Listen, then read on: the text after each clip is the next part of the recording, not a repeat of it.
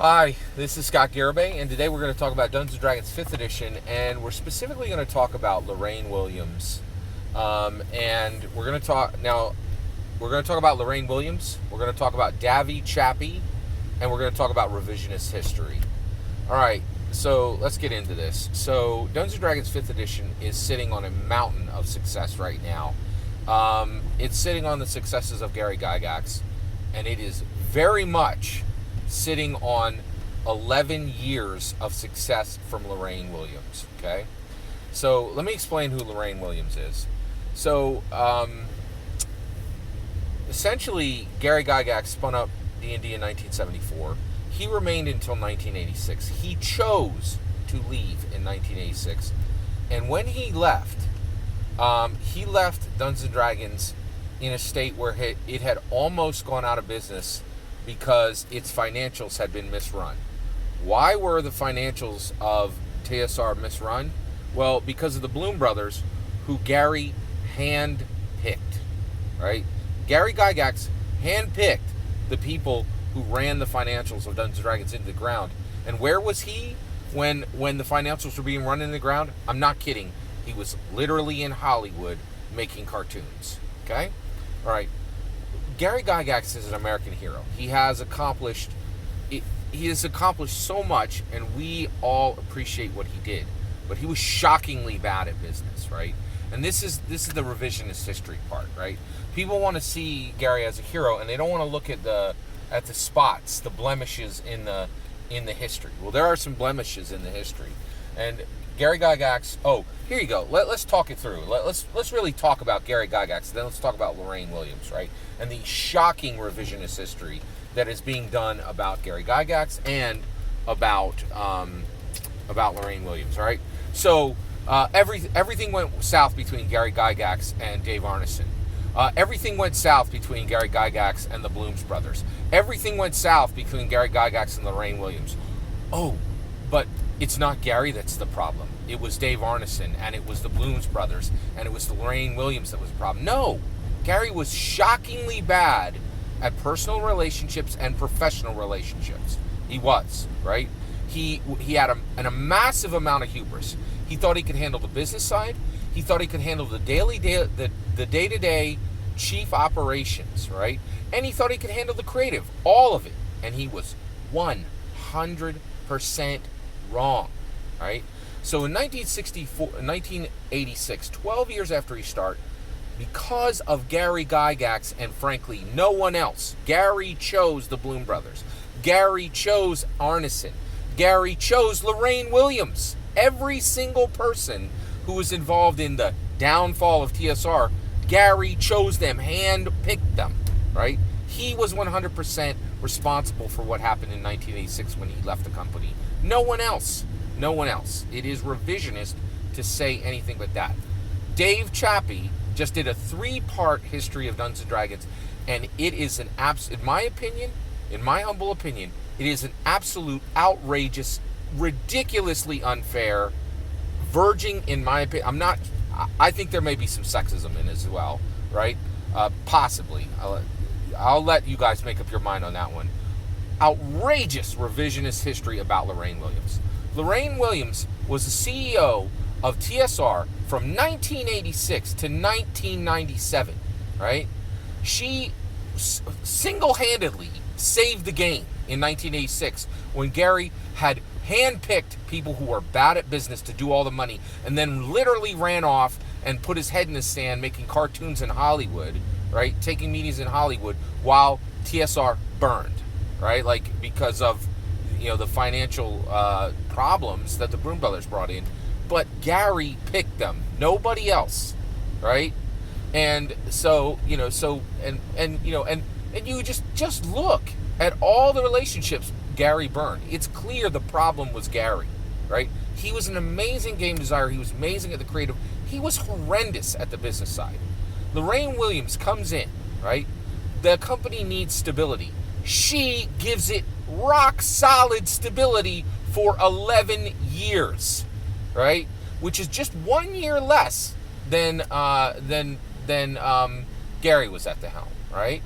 And when she departs in 1997, The company is sold for millions and millions and millions of dollars to Peter Adkins. I think it was like 20 million bucks. I think that was what they picked it up for, somewhere around there, like 25 million. Right? Please correct me if I'm wrong on that, but it was like in the tens of millions. So she sells it to Peter Adkins, Wizards of the Coast, who is an incredible guardian to make sure that the ship is stable, right? She never abandoned it. She never dumped it. She made every single year, from 1986 to 1997, there was a momentum of success for Dungeons & Dragons, right? And when she checks out in 1997, she leaves with the company being sold to one of the greatest guardians the game has ever had, a company that has respect for Dungeons & Dragons, and it leads to it being sold to Hasbro, and Hasbro has been an amazing guardian, right? Not only did Lorraine Williams actually very much save and stabilize Dungeons & Dragons when Gary could have easily run it into the ground, right, with his negligence and with his outrageous hubris, right? She stabilized it, she protected it, and she injected at every level pure growing value. And to say that the game today that we have was, and Dave Chappy actually says, it was commonly accepted that Dungeons & Dragons was succeeding despite Lorraine Williams.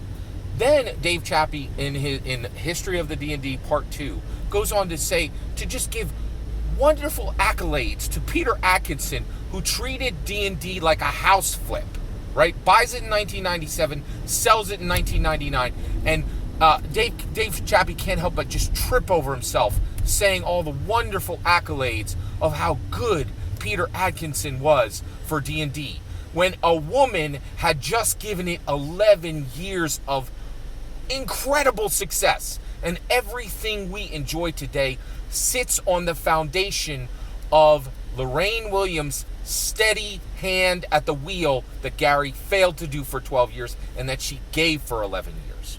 And for me, to watch Dave Chappy come back and do this outrageous revisionist history, saying that she was harmful to the game, when we all enjoy the rock-solid bedrock of D&D success that she was a fundamental part of, and then praise Peter Atkinson, who house-flipped D&D, owning it for 2 years, buying it for a few million, checking out and selling to a bigger one, is outrageous. And I will tell you right now, I do not think for 1 second that it doesn't have to do with Lorraine Williams' gender.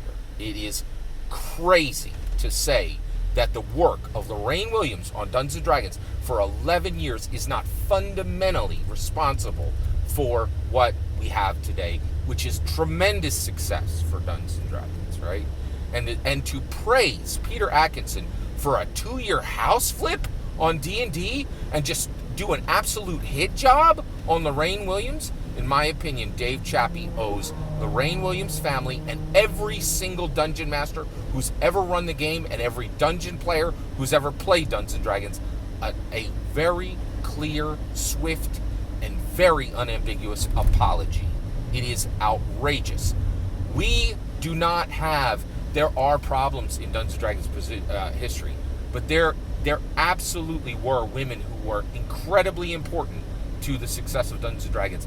And to overwrite and ignore and insult Lorraine Williams' incredibly critical, stabilization of Dungeons & Dragons in 1986, and then 11 years of business acumen and guidance of the game that frankly very, very clearly surpasses anything that Atkinson ever did or Gary Gygax ever did on the business end, is outrageously revisionist, unfair, and outrageously wrong. Dave Chappy is 100% wrong.